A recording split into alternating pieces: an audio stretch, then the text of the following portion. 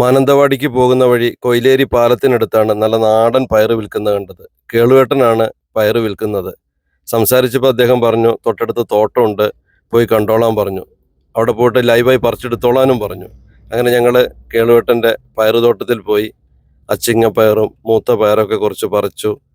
വള്ളിപ്പയർ മാത്രമല്ല കേളുവേട്ടൻ കൃഷി ചെയ്യുന്നത്, ബീൻസും ചേനയും ചേമ്പും തക്കാളിയും അങ്ങനെ ഒത്തിരി പച്ചക്കറികളുണ്ട്.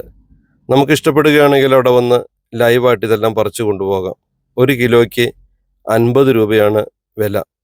പൊതുവിപണിയിൽ ഇപ്പോൾ 100 രൂപയോ 120 രൂപയോ എത്ര രൂപ വില വന്നാലും കേളുവട്ടൻ വില കൂട്ടാറില്ല.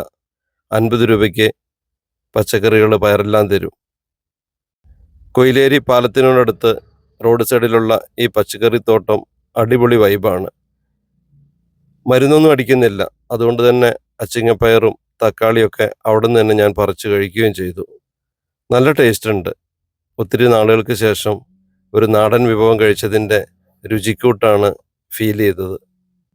നാട്ടിൻപുറം നന്മകളാൽ സമൃദ്ധമെന്ന് പറയുന്ന പോലെ ഇവിടുത്തെ കൃഷിരീതികളൊക്കെ ഒത്തിരി ഇഷ്ടപ്പെട്ടു. നല്ല വൃത്തിയും വെടുപ്പുമുള്ള പച്ചക്കറി തോട്ടം.